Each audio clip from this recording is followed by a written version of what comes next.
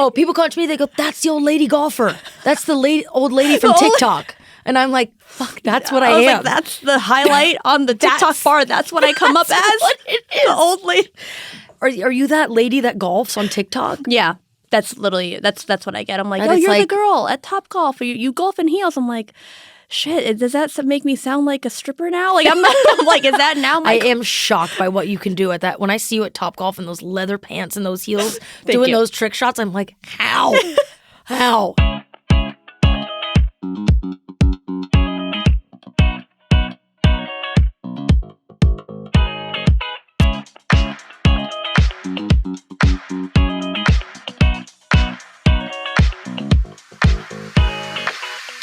Becky, welcome to the party. Tish! Yes.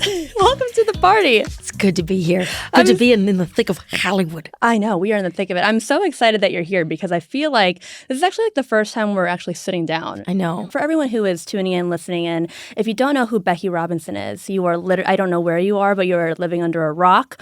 You may know her best as Entitled Housewife. She is a comedian. Yeah, that's right. We'll hear a lot of that. She is a comedian. She is an actor, a voice actor, a writer, and according to Wild and Out, you are a rapper. You know, I think that one we've buried. Okay, so we'll take that to. one out. But you're still a multi-hyphenate minus a rapper. Yeah, of course. Yeah. Do we have to be? In this day and age, if we you're have not, to it's be over. everything. You're absolutely right. Get out of town. So you were just about getting into it, and I actually like to start off my pods by, especially if I know my guests. Yeah. I like to bring us in by sharing how we've met and first impressions of one another. Oh God, I'm scared. Yes. And so, do you remember how we met? I mean, do you want to keep going or do you want me to Was it at the Olympic Club? It was actually at Torrey Pines. Oh, it was the day before. Yeah. Because we were in San Diego. Yes, we were. I forgot it was a 2-day thing. Yeah. And Torrey Pines was first. Yes. I don't remember exactly where we were. Was it at the front, like check-in? For a split second. Okay, so let me bring you back. Okay, and I promise that this is not about me. This is a great story about Becky. Oh God, so I'm scared. When we first met, firstly, I think we were already friends on social. This is kind of like you've been a few months popping off of Entitled Housewife, and you're still hot, but you were hot, especially at that moment. And it was the U.S. Open Media Day. Yep. Yeah, and for those of you who don't know what the U.S. Open is, it is one of the majors for the men's tour and the women's tour, but we were there for the men's tour, and we're at Torrey Pines, which is a very, very popular golf course. That it is. Right? And so we say, hey, at check-in, we're like, hey, I know you, we follow each other, blah, blah, blah. And you say, we have to do a dance. And I'm like, yeah, sure, just tell me when. Yes! Yes? Oh, okay. yes, I remember that. Okay. Now we're in the middle of a round, and I see you drive straight past me, and you're like, oh, holy shit, Tish, wait. And you zoom in, you come in, you hop out the cart before the cart stops. And I was like, oh, God. And you're like, we got to do that dance. And you had someone filming. Yep. And you're like, well, what do we do? And I'm like, Becky, it's your video. What do you want to do? And so I put together an 8 count. And you actually did really well. We'll have to put the video in. For God's sakes. Yeah. I put that on the list. Not a rapper, she's a dancer. And then you got on all fours, and then you started twerking in the middle of Torrey Pines. Yes. Yes. So you did that. That was one of the first golf things I think I got invited. It was all so new and so fresh, and there were a lot of things that happened fresh out of the pandemic. I mean, just so many things. I was so scared for so long because I have a bit of a complex of growing up with my dad taking golf very seriously, and then I'm getting invited to these things as the Entitled Housewife, and she's a certain way. Yeah. And I think I felt really comfortable with you very early on, and I felt like, okay, this person, I like to dance my way out of nervousness. I remember doing that a lot on Wild and Out. It was if I'm dancing, I will shake all these nerves, and it's one of the only things through my life that even when I was growing up in gymnastics before routine, it's one of the only things that gets me completely out of my head. And then I saw you, and I think I had seen you dancing on Instagram, and so I was like, we can do a dance. Cool, I'll have someone that I kind of know here, because everyone else is like, who the fuck is this? She's too loud. She's body roll that. She's body roll. And I've honestly gotten more scared at these golf. I started out really I remember wading in the water at Torrey Pines. I actually got in trouble from the USGA president for climbing a Torrey Pine at that one.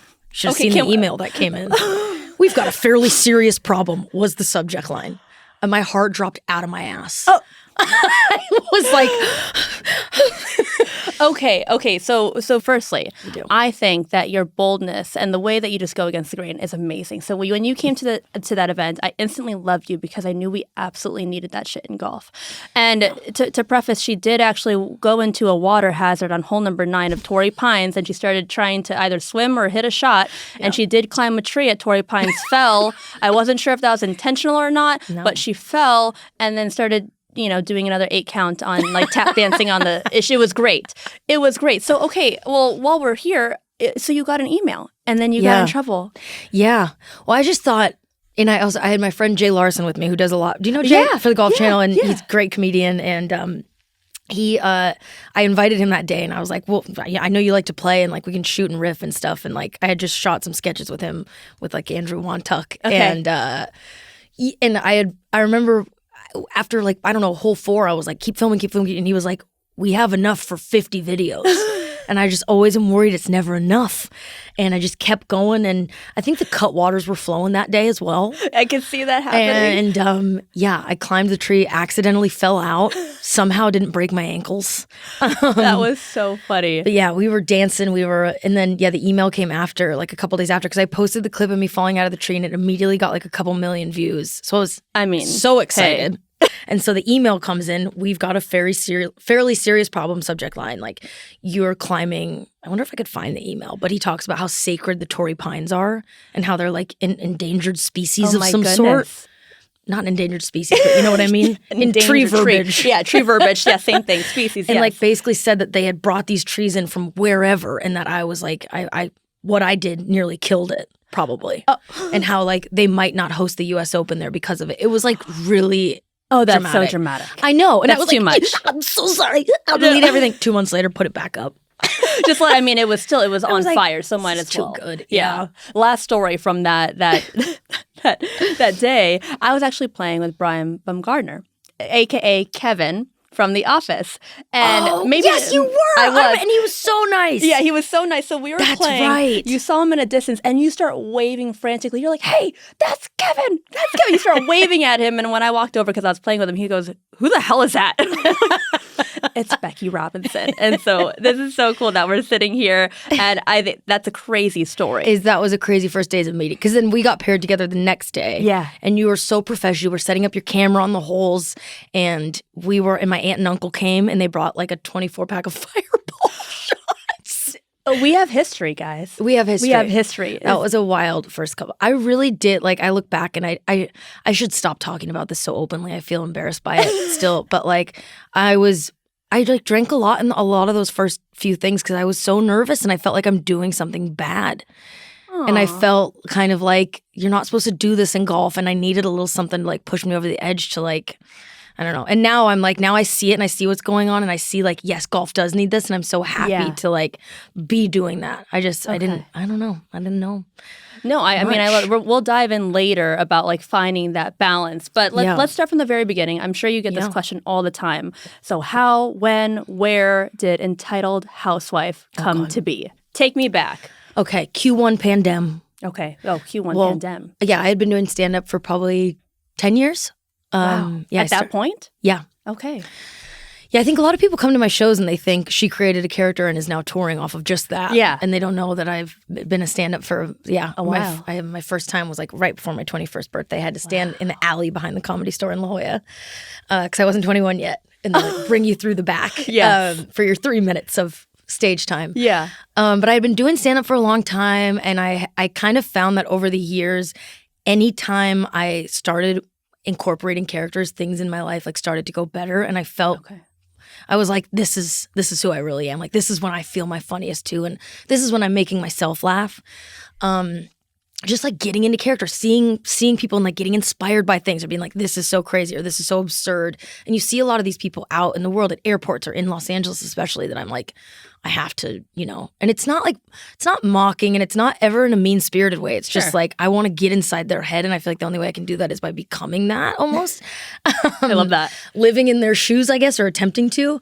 But so the pandemic hit, and I had been workshopping this one woman 6-character show at UCB Franklin over there. And I had like just brought on a new manager, and I was like, this is the show I want to take on tour. This is like my best foot forward. I don't want to do just an hour of material. I want to do this. And it had like all these, Entitled wasn't birthed yet. So it ended with my character, Susie Chapstick, who was like an 80s ski bunny. And yes. But like the characters, when I started doing characters, like I got Just for Laughs Montreal, which is a big thing you audition for and stand up. And then like Wild and Out was when I like started doing rap shows. I love Wild and Out, by the way. So this is really exciting. You would kill it on that show. I don't know. You're so like cool, and you know all the dances, and you can rap. Yeah, that part. Okay, but I'm not like funny on command, but like you are. But that's really nice. Thank you. Yeah, of course. so then you then birthed Entitled Housewife in the pandemic. The pandemic hit, yeah, and I grew up in Portland, Oregon. So my sister was like, you should probably come home, like. I don't know if mom and dad are going to survive this. She was working in the ER, and it was not good. And so I packed up a bunch of wigs because that's what I always do when I know I'm on the cusp of a proper mentee bee. And I flew up to Oregon, and I was really uninspired. And like I was just like, my sister's saving lives. I'm doing nothing. You know, I was doing some voiceover here and there, but like not performing. I was really starting to go crazy. And I did a couple shows on Zoom, but I was like, this is not it. This is not going to work. Like. I think just got into like the lowest rut I've ever been, like so many people. And then my sister was like, I can't even have this energy in my house anymore. So she was like, you should go to mom and dad's for a little bit. So I went to my parents' house after being like in the trenches with my sister. And my parents, it was like they were living in heaven. They were on cloud nine, the cul-de-sac lifestyle of the pandemic, like golfing every day. You know, they've got their yard, they've got space. They're just like, nothing's busy. They're driving around in their convertible. My dad, instead of wearing a mask, was wearing 2 golf gloves. And my mom, my mom was kind of pacing around just finding things to get mad at. She was like, I don't want to be stuck inside. So what if I want to go to the Thirsty Lion and do happy hour with the girls? And I remember sitting there being like, you guys are out of your fucking minds. I was like, you guys are crazy. I mean, there were a lot more things that they did, but I hadn't been home since I left for college for more than a holiday since I was like 18. And I just watched them and I absorbed all of it. And I remember getting kind of pissed. I was like, you guys are making me crazy. Like, you're making me anxious. You're kind of like, they get really frustrated and they start yelling at each other. And they don't really cuss, but if they do, it's like, motherfucker. Like, it really packs a punch. You know? And so one day they were like, we're going fishing, and they left for 24 hours. And I went in my room. It was like I was possessed. I found a wig.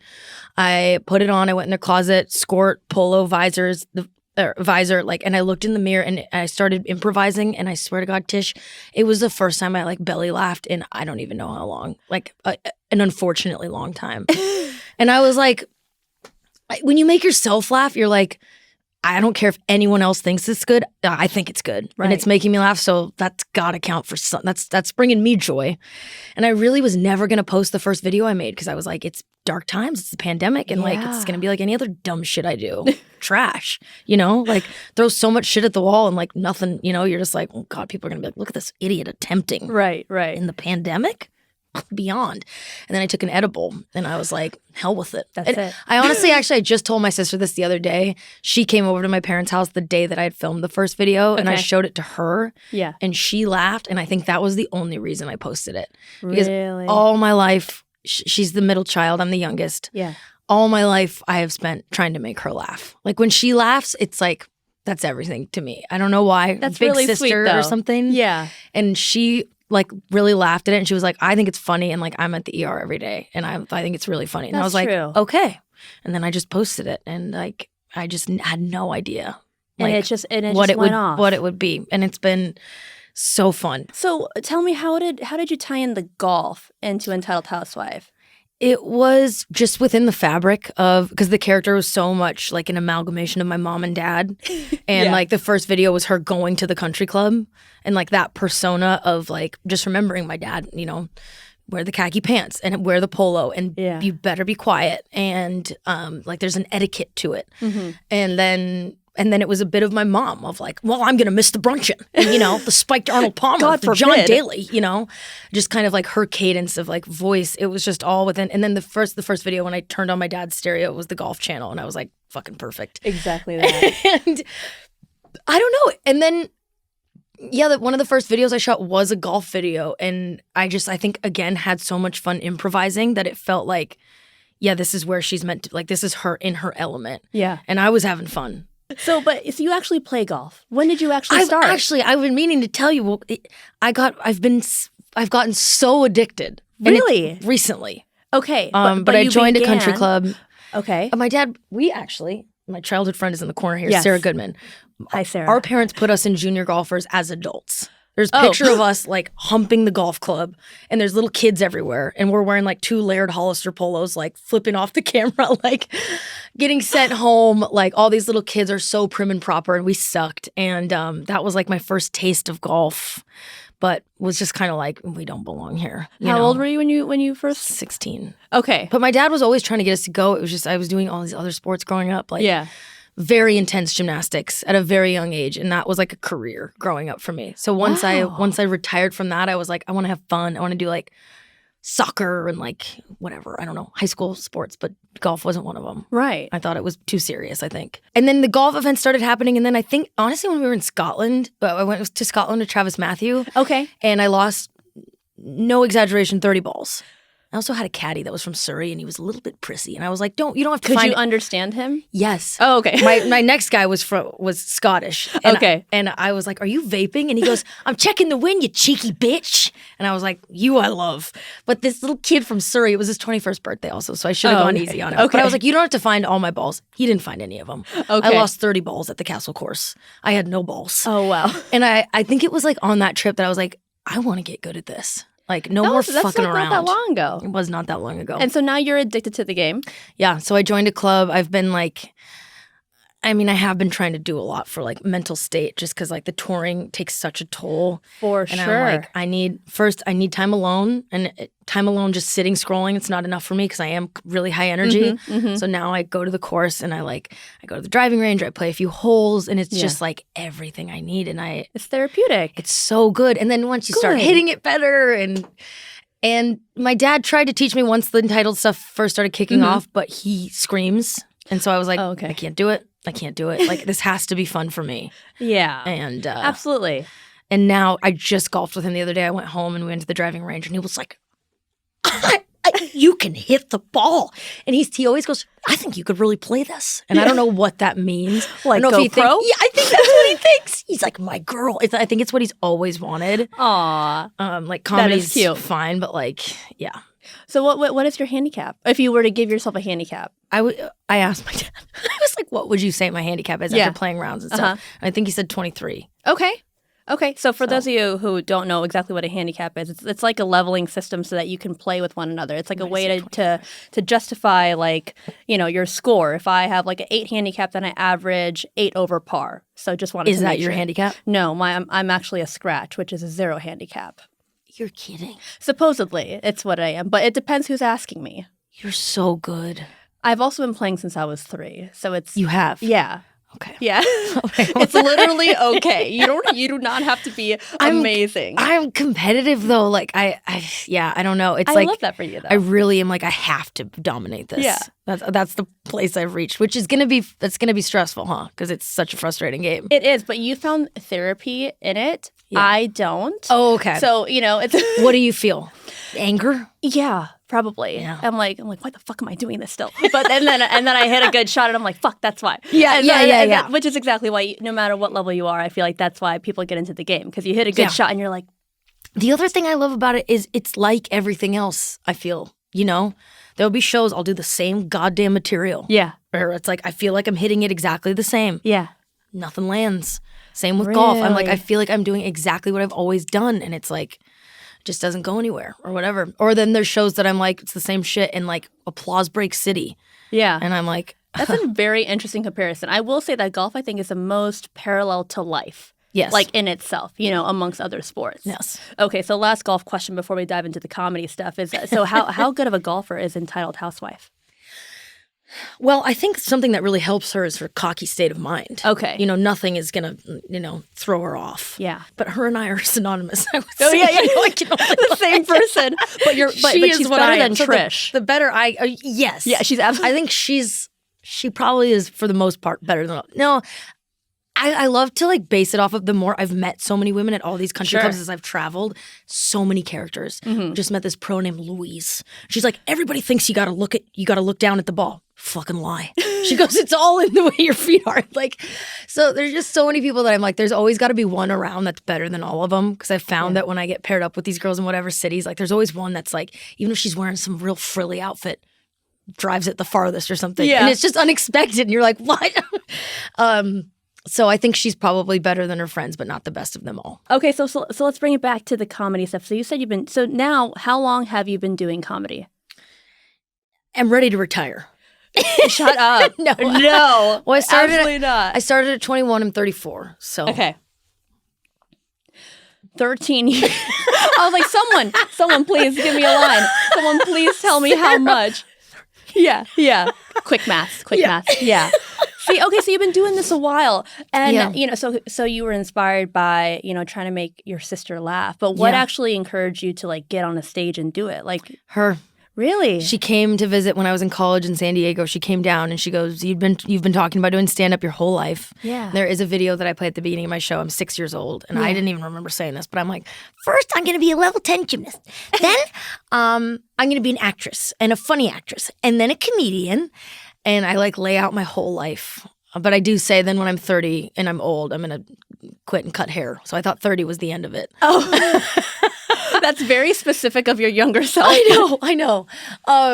But I guess I had been saying that all my life. I didn't know. That's so cool, though. Yeah, but I was always like trying to entertain everyone growing up. We had little curly wigs and things, and like the gymnastics was a performance, and it was like I was always performing in some aspect or like putting on shows at the house. And then sister came down and she was like, "You're doing this. You've always talked about it, and like you're doing it." So she drove me over. I had some friends, and like they kind of just made me do it. And then I kept doing it and kept doing it.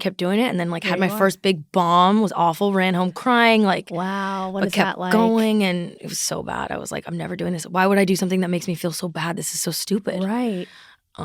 That's scary. I think that's then, my biggest fear. Yeah. Yeah. And then, but there were people that were, you know, you have those people in your life that are like, this is the part where you pick yourself back up. And it's like, you know, and then you're like, oh yeah, like, it's not the successful things you learn from. It's like these things that hurt so bad. I've had a lot of things that, you know, I lay up and lose sleep over. Did a TED Talk, bombed that horrifically. Sorry, TEDx. Okay. When I had done like 3 open mics, and they were like, do you want to do a TEDx comedy routine? It has to be clean. I was not. I am not. You know, that's not me. Not. And I was like, sure.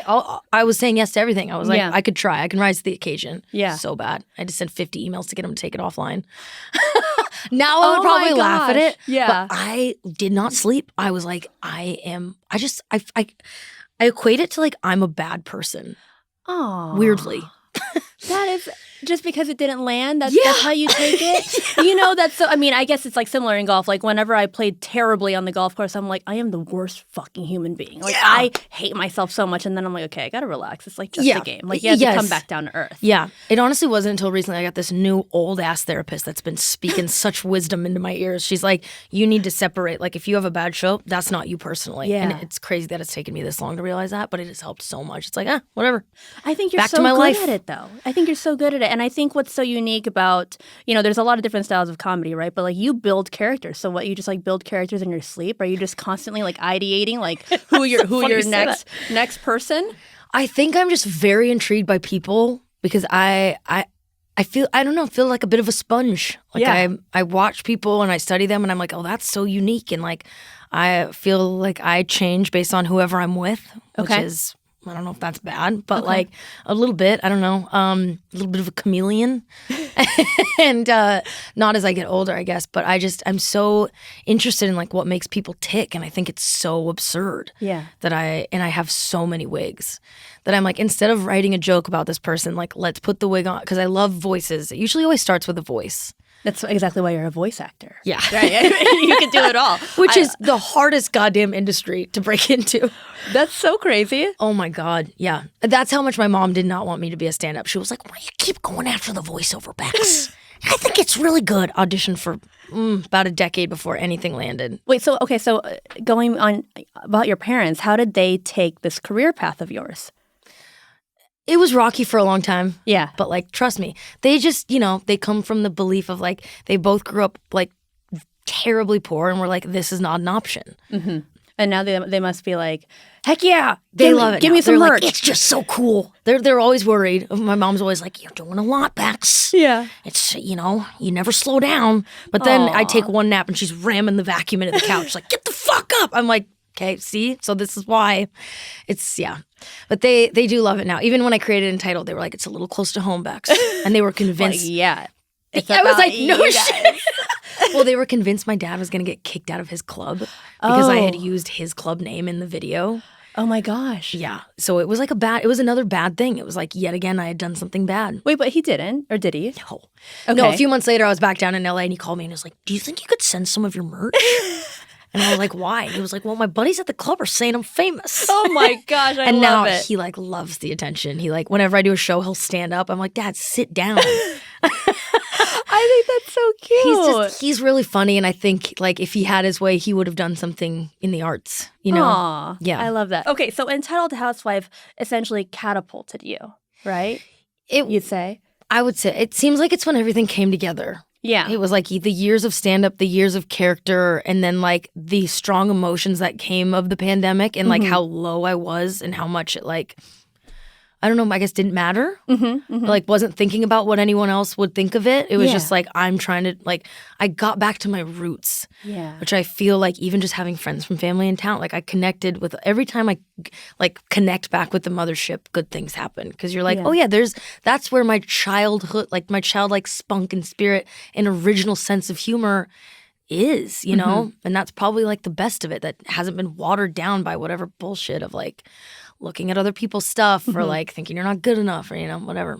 Do you know who Gary Player is, the golfer? So he's a legendary golfer on the men's side. He's like up there with like Jack Nicklaus and all them. And he has this saying, and I think it goes, the more I practice, the luckier I get. And I think I want to correct my question that I asked you because I don't want to say that it catapulted you because really you've been doing this for a long time and you had your moment and then you just used everything that you've known and then you were able to like make this stick because a lot of times when people have like quick flames then it's like, oh, it just dies as fast as it started. But you are here now selling out shows. Yeah. That's crazy. It was, there's been a lot of questions along the way. There's been a lot of like, am I doing the right thing? But I guess that's like anything, Yeah. I didn't know like, should I be Larry the Cable Guy now? Yeah. Should I just be on stage as this character and like, that's my whole life and no one really knows? And like, probably would be doing bigger venues by now if that was the thing because people like to know what they're getting, They want to, like Entitled has 3 times as many followers than me on Instagram. People want to go and like see what they mine's all over the place. Yeah. But like from the get-go, it was like, nope, I'm doing stand-up as myself. Like these people are going to get to know me. And even still, some of them come to the show and don't know I'm a person. And I have some jokes about it. But like, it was, I had been doing it for so long and it also took my love of like sports and business and everything. Yeah. It was just like, and I didn't really think I was going to fall in love with golf, but I have. And I think probably the biggest thing is like, at the shows, you haven't been to a show? No, but my fiance really, really wants to go. And when she met you, like bumped into you, I don't know where you guys were. At the Angel City game. At the soccer game, she was like, holy shit, I met Becky. And I'm like, honey, I know Becky. And she goes, what the fuck? Why didn't you tell me that? Well, here's a photo. And I'm like, don't even make me mad. I'm like, we're going to go. So we have to go to a show. Absolutely. That I think we're going to make it happen. You would have the time. It's that right there. Like, because I was wondering, there's so many people that are like, this is my 6th time coming. And I'm like, how are you still enjoying this? Like, I have, like I do, there's new stuff all the time. I'm constantly like evolving the show, but it's the experience of the show and the women that are there and the men, like whatever. But like, you meet so many cool, it's like everyone's known each other forever. Like even when I see people on flights, I'm like, there's a lot of people who build a fan base and they're like, eek. I don't know if like, I'm so grateful for mine. Like they're so fucking cool. I'll be walking at an airport and someone will be like, trash. And they're just like funny women who are like powerful. They tell it like it is, and they're honest and they're like, they work there at like a lot of CEOs and like just bad bitches. I had one recently invited me to her personal home who like puts on the Super Bowl to perform at her birthday party. Okay, sick. I was no like, big deal. Just the most chiseled arms I've ever seen. I was like, I love the company that I'm in right now. And like, even like just in the golf stuff, like working with PXG and Travis Matthew and like Renee Parsons. I'm just like, I love that I can meet these people and like have fun with them and learn so much from them, and then like especially play and fuck around on the golf course. Yeah. It's great. No, I love that you love your fans. And me. Oh, thank you. I love that. So your fans, like when I watch your videos, I think it is insane in the best way, right? Like, firstly, your audience is majority women, right? Yeah. They're like middle-aged women. And what is that like for you to just like see like a sold out crowd? It's majority women, and then they're all rocking like the freaking visors. They're like dressed up like you. Is that just crazy? Like, yes, you see? Yes, yes. It's awesome. It's awesome because it feels like we're playing, like we're in this, like we're festive, we're having fun, we're being silly. We're like laughing at ourselves, which is, I think. Yeah, there's some people that are like, I love how people don't know that you're like making fun of this group. And it's like, it's not. We're like, I don't know. We're able to laugh at ourselves. It's so not like a negative thing. Yeah, why do you think it is that women really relate to Entitled Housewife? Because they are? because they are that? Is that how we got here? I don't know. It sounds stupid, but like, I don't know, Like maybe, I don't know. I don't know how to answer. I mean, but why do they relate so to cool. it? Yeah. I mean, I think they're probably able to poke fun at themselves. Maybe it's how I felt like that I do have this little voice inside of me. And it's like maybe they do too. Or maybe that voice does come out and they're like, yeah. And there's times you feel bad about for overdoing it or like getting angry or something. And it's like, I think it's just, thank God I'm not alone. Yeah. I feel like that's just everything, Like, it's like, oh, I'm not the only one. I'm not fucking crazy. Like, it's just that. And that's, I think, like what comedy is to me. That's like why I do what I do. Yeah. I feel like your fans must really feel like they're your friend. Yeah. Like, they must really come up to you like, and they are. Know I've you. given all of them my phone number.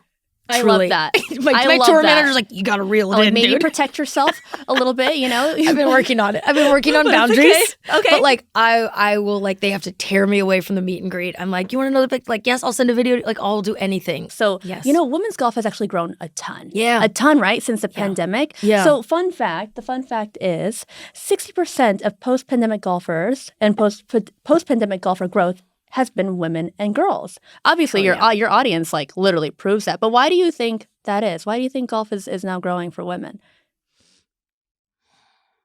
Oh, the time is now. The time is now. Yeah. Yeah. Well, it's so funny because I get when I do some of these privates, like the male GM will come pick me up from the club and I'll be like, yeah, our female membership has increased by 80%, and they don't golf. They come and drink wine, and I'm like, you shut your damn mouth. Like, and you're complaining. Those girls are why? already running this place, and you don't even know it, buddy. Yeah. Like, why are they drinking out on the course? Because they don't have a bar in the locker room yet, right? And you need to make that happen immediately. That's literally fact. Their little men's grill out back. But I know it's like they're still moving over. They're still finding the love of. I mean, it's just like it's time. It's like it's still so fresh. There's still some courses that like don't allow women, allow certain groups of people, and it's like it's just time. I think now now they're taken to the field, and it's just going to grow and grow and grow. Absolutely. It's awesome. Yeah. I mean, building off of what Becky said, for those of you who may not know who are listening, there are actual golf courses out there that still don't allow women. Yeah. At certain times, there's literally no women's locker room. It's like a fucking shed. Oh, bad. You're like going down a hall into a dark room, and you're like, is this a women's locker room? Yeah. Like, it's crazy, but I think it's finally getting better. And I think to that, like, on a scale of 1 to 10, what would you say, like, how welcoming do you think golf is now to women? Are we getting better? Are we getting there? I think so.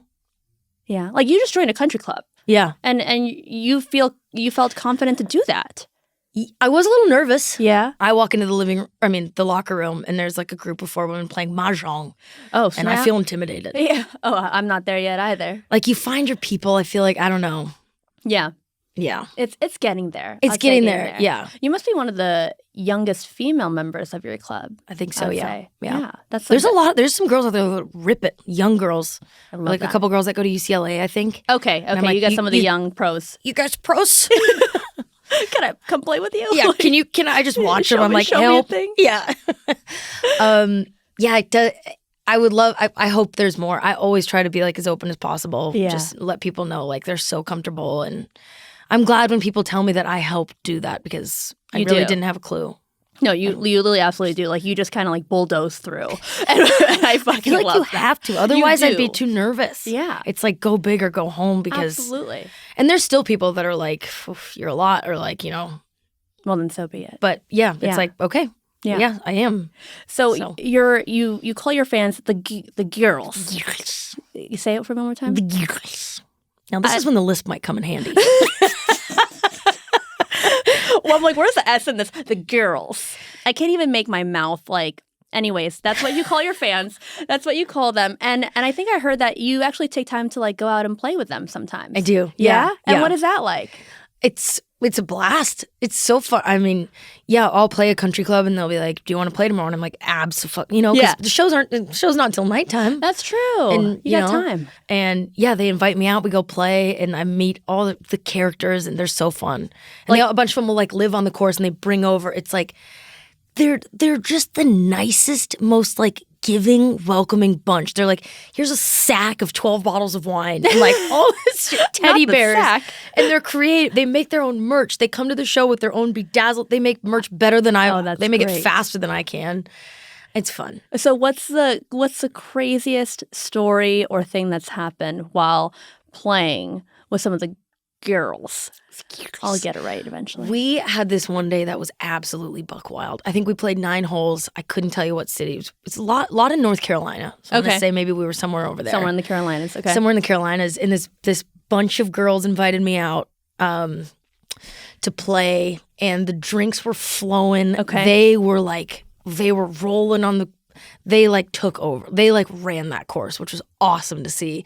And they were like twerking all over the place. One of them comes up. She's like, "I've got Eastern or Western medicine. What do you want?" She had like literally, she had 2 pouches full of every drug you could imagine. And they were like vaping. They're shotgunning. They're pissing in the middle of the course, dropping trowel. How do you aim? You just squat. Just hopefully, Like they made a little like they pulled the carts up next to each other and they're just hanging. Stop. They That's wild. were wild, and it was just like, this is epic. A lot of times, like we'll golf, and then they'll be like, "Come over, we got to go over to like Sharon's." That will like rip the cart off the course, go to one of their houses that's like on the ocean. They have all the toys. They're like, they're fun and they're silly. That's so cool. Yeah, and they group text me now. There was one group of girls that was like, "Come get in our van after the show," and I got in the van. I went to their house. You just got in the van. Danced on their counter with them. Good thing they're women, I guess. I'm like, if they were a group of men, you'd be like, I don't know about this. And now we group text all the time. So I've met some like really, really amazing people. That's so cool. And so what is the craziest thing that's probably ever happened during a show? Oh, recently actually. Okay. Tell me. There was some sort of brawl going on in the back, and I was like, "What is going on?" And this girl was like screaming, and security came over, and as this girl is being taken out by security, she goes, "She fucked my husband!" And everyone was like, Stop. "What?" And she got like dragged out, and yeah. But after that, it was like we were like, "Security, bring her back in. We need to know what like happened," but we didn't. So essentially, an entitled housewife found out that another entitled housewife has fucked her husband at the... I think they bumped into each other. Maybe they weren't planning to. Oh, okay. Or something like that. I don't know. And she figured it out at the Entitled Housewife tour. Yeah. You know, what better way to figure it out? It could have been way worse. I know. I was like, do we need to have a segment, like a Jerry Springer segment of the show? That was like, I don't think I've ever seen a fight. Like there's usually not like a fight or anything. It's normally, It's not always like that. Yeah. Got it. That was There's exciting always time. like a line out the door of like the women's bathroom is always utter chaos. Oh, and the I'm men's sure. is dead ass empty. Yeah, that is crazy. So I mentioned earlier, like I love you and your character, how you're just so bold. I find you so brave, and you just like bulldoze through, like whether you like it or not. I'm here. So as you know, in golf, like there is a bit of like a status. There is a decorum on the golf course. So where or how do you define that line? Honestly, just live and learn. Like, wait till I get the email. I'm like, oh shit, shouldn't do that. Kind of. Really? Or I take risks, and then sometimes I feel bad about them, or I feel a lot of shame, or like, I try not to like, I don't want to damage anything or hurt anyone or get anyone in trouble. So how do you, okay, so obviously when I film my stuff, like there are sometimes I'm dancing or I'm doing tricks and whatnot. I will look left, right, up, down before I find if anyone's looking at me, I don't want anyone to see me. I don't want anyone to come up to me or recognize me. I just want to get my shit done. And then I'm like, okay, then you can come up to me. Are you like where do you film your stuff? Are you always just in character? It depends. Okay. I haven't filmed at my club. That's where I was draw the going. line. I'm like, oh, that's the line. Not here. I'll fall off a tree at Torrey Pines, but my club, absolutely not. So where do you film? Well, my friend Kitty, they have a course in Oregon called Langdon Farms. That's where I did a lot of my first I love ones. Langdon Farms. You do? No, like for real. Fun fact, I won my first collegiate tournament at Langdon Farms in the rain. And it's such a beautiful course. The hole with the farm in the middle of the golf course. Yeah. Yeah. So that's where you film. She DM'd me during the pandemic after the first Entitled video. And I was like, if you ever want to shoot on a golf course. And I was like, I didn't know her. I didn't, but I was like, sure. And then we just like met up. And she's kind of like, she's a little bit inspiration for Trish. She's like really so naturally funny and like, yeah, honestly helped me like riff a lot of the lines and was like, what do you want? Like vodka lemonade, like whatever. We can go mess with the cart barn boys. We can mess with the bartenders, like have at it. Yeah. And so she's become such a good friend. And I'll shoot at Westlake a good amount. Okay. But yeah, I always see the marshal coming and I'm like, lock it up. So typically no one's like really around you besides like whoever is helping you shoot. Yeah. Or I'll be like, Good play for through. you. Like we're just, I'm not really playing. I'm, doing whatever. And then I'll like try to just whatever I can do to not like piss people off. Right. I mean, yeah, there's still a little bit of that. Don't want to piss people off. I get that same way. Like if I'm doing a trick, I like shanked it. I'm like, let's fucking go. Yeah. We're leaving. We're moving on. The best is when I have people invite me onto their course and they're like, do whatever you want. Mm-hmm. So when I do that, that's when I can really like unleash and get my best stuff. That's awesome. But yeah, like I said, like those first couple of days, I was really bold. Yeah. And I think I've lost a bit of that. No, bring it back. It's more welcoming. I was like on top of the golf cart at the Olympic Club. Actually, you were. My dad called me at the end of that day because I had posted a story at the Olympic Club to WAP by Cardi B. Snap. That was the song you chose? Yeah, he called me screaming. Oh, no. I didn't even know he had Instagram. I don't think he does. Maybe his friend sent it to him. He's like, you better delete that off your fucking story. I was my gosh. I felt so bad. But I was like, it's a song. That's crazy. So last time I saw you, we were at Netflix as a Joke. They had their first ever golf tournament. Yes. Right? And at the very end of the round, we had a very interesting round table, by the way. Was that Riviera? Yeah, it was at Riviera. And we were sitting down. It was me, you, Heather McMahon, who's just hilarious. There was Jason Oppenheim, really random. Who wore my sweater all day because it was cold. Yeah. My women's sweater. Yeah. I mean, he can fit it. He's not the tallest person, but he's from Selling Sunset. We had Ross Butler, the actor from 13 Reasons Why. I think Hallie Ledbetter and maybe a couple others at the table. And I thought it was just a very interesting table. But two, I was actually eavesdropping a little bit on your conversation with Heather. And Netflix is a joke, is a big week for you guys, right? Because it's like comedy week. It is like maybe hell week in the best way for you guys. You have a lot to perform. And you two were kind of like venting to one another quickly. Mm-hmm. And you're like, oh, God, I still got to turn and burn. I still got to like shower, do my makeup. I have 2 shows tonight. Do you know what you're doing? No. Do you know what you're doing? No. Like, I still got to practice this and this. And I was like, oh, right. You don't just get up there and just be funny. Right? Like you try. Yeah. And it's like there's so much that goes behind the scenes. Mm-hmm. And so like take me through like, what is a day in life like for you as a comedian, as Becky? A day in the life. I guess every day is different, but yes, take me through an average day, I guess. Yeah, I guess that's one of my favorite things about it is every day is really different. It is a lot of general just existing in a state of panic about like not the state of panic. Am I funny? Do I still have it? What is this new material? Is this anything? Mm-hmm. Is like the stuff that I'm birthing out of nowhere in my head have legs at all? Like because you just you don't really know. Yeah. You hope. But it's I usually try to like get up, get like a very intense workout or like something like that get that out of the way. If I don't work out the day of a show, I'm not really right. I find, and then whatever time with the dog, like writing time, video stuff, going over like tour manager. Mm-hmm. We'll be together starting at like noon. Load into a venue, sound check, go over stuff, meals, and then kind of like. Yeah, showtime. After wind down. Every now and then I'll take. Yeah, like literally wind down. Wine? Wined? Wined. Oh, wined. Wined. Okay. I thought you meant like wind down, like chug some wine. Oh, no. No, not recently. Okay, got it. No, I haven't drank in a few months, and I have never felt better. Because it's just everywhere. Yeah. It's everywhere. It's That's like true. And everyone comes up to the stage and hands me drinks, and I just can't. I don't have time. Like, I can't do it because nothing will be as good if I have even a little bit. It's like, I just can't maintain like the energy level that I need to do everything. For sure. And then like the anxiety that goes along with it. So how do you balance it all? Like, you mentioned a lot of anxiety. Yeah. And then you're also, you're filming, you're making sure you're up to date on your social media. You're planning and, trying to add to your shows, and then you're touring. How do you do it? I hope it doesn't sound cheesy or cliche, but just like having fun.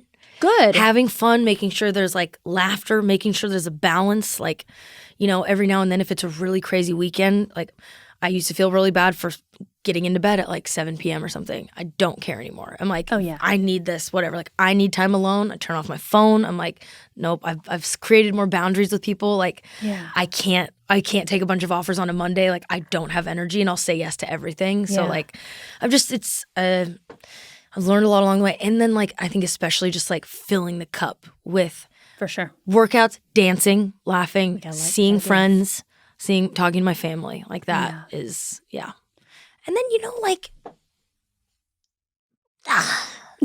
flirting. Yeah? Okay. Yeah. Which, speaking of, how is your personal life? Do you have time for a personal life? Yeah. Are you dating? It's really good at the moment. I was just telling Sarah, I feel like Stella got her groove back. Okay. Okay, Stella. Yeah? Well, I was in a relationship that I think went on for a little too long. As of recent? Ended last summer. Okay. And I seriously needed to reboot myself. Like, I needed to like get back to whatever I was, because I don't know what I turned into, but it was like just not me. And so I've spent like a good amount of time just like getting back to, back on the good foot. And I've been having a lot of fun. Okay. And so Becky's on the streets? You're open? Yeah. Oh my gosh. I have since gone back to men. Okay. My last relationship, was with a woman. Uh-huh. And I've since like done a hard turn back to men, but I think I could really fall in love with a squirrel at this point. Okay. No, I really think it doesn't matter to me. You just love anyone, just whoever you connect with, kind of thing. I would just like them to be big enough that I can lay on top of them and not feel like they're gonna pass away. So if it's a girl, maybe like a rugby player or Ronda Rousey. Ronda Rousey, yeah. Okay, I like that. No, but I've mostly been on like I've kind of just been like talking to guys and just having fun. Good. Yeah, and it's been good. So I can't believe you were in a relationship while on tour. That was hard. Yeah. Well, and you're like never home too. So. I really felt like I didn't have anything to give, and that was one of the hardest parts. Is I was like, I suck. Like, I have nothing to give you, and also I was worried that like she didn't understand that like when I come home, I have nothing. Yeah. I told actually my therapist a few weeks ago, I was like, I feel like shit. I feel like I'm scared to date or something. Like it's the last thing that I haven't like really dove back into. Like I've been doing all the things that I want to do and I feel good, but I've left that out. Like social life feels good, but like love life, I'm not really paying attention to it or trying anything. Okay. Because I was like, I don't feel like I have anything to give anyone. And she goes, what if we reframe that? Of course. What if we say, you don't know if you want to spend what little time you have giving? I was like, fucking right, doggy. Yeah. I love your therapist. Kiss her on the forehead. Yeah. And I was like, that's good. And it kind of, it shifted things in my head enough to be like, yeah, so what do I have to, like, what do I want? And like, also, I don't like to think of it only as like give and take or whatever. Mm-hmm. But yeah, I've been like, since she said that, I've just been like, having fun. Yeah. Meeting people and like, not feeling nervous. Seems crazy to still be nervous in 34. I know but you do the scariest sometimes. Things on stage, and like you're nervous to go on a date. Yeah, well, I had this guy last weekend that I had a little. We hooked up over the summer. Okay, and he came. He happened to be in Arizona when I was doing shows this past weekend, and like came to my show. Oh wow! And I was like, this is so nerve-wracking. And we were doing Pilates that morning, and the teacher was like, so has this guy seen you perform before? And I was like, no, but he's seen me butt naked. And for some reason, like the performance felt like naked times 1,000. No way. Yeah. That's crazy. I know. Okay, well, good to know that you are happy. Good to know that you are healthy. Good to know that you are out there on the streets. Becky, it's a great spot to end. I will ask one last question so we don't have to end on that note. Okay, so the question is, you've been doing this for over a decade. This is what you've been wanting for so long. So how does it feel for you to know that you've finally arrived? You're in it, you're doing it. Well, it feels good knowing that I'll never feel like that. I don't think. That you'll never feel like you've arrived? Yeah. Really? You'll just keep on chasing? I just think this whole thing is it's a journey.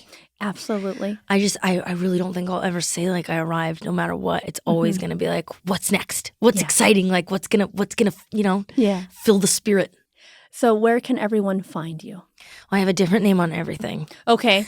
Got it. Where do you want people to find you? My Instagram. I always butcher this. My personal Instagram is Becky Robinson 4. Okay. Entitled is @Entitled Housewife. Okay. TikTok, The Becky Robinson Show. YouTube, The Becky Channel. Yeah. All of it. Yeah. Everywhere. Email me, Becky@shegonink.com. @shegon. That's right. Shegon. I know you made fun of me for my email. I know. I was like, whose email is this? It's my company name. I love it. I had to incorporate. Okay. So we called it Shegon. Yeah. and 2025, we're here, and you're still on tour. We're here. Yeah. Yeah, still on tour, booked through. I'm actually going to, we just booked for the first time Dublin, London. Oh, you're going international. Australia. Yeah, we went to Australia last year, but we're spreading. We're spreading Iggy. Amazing. So I'm excited, just set sail, playing the Chicago Theater for the first time, shooting my first special in Boston. Congratulations. Thanks. Becky, this is amazing. I just want to say thank you so much for joining the party. I had so much fun, just constant smiles, constant laughs. Thank you for the laughs and the vulnerability and everything. You are welcome on the show at any time. And that is all that we have. Thank you so much for having me. I fucking love you. I love you back. Till next time.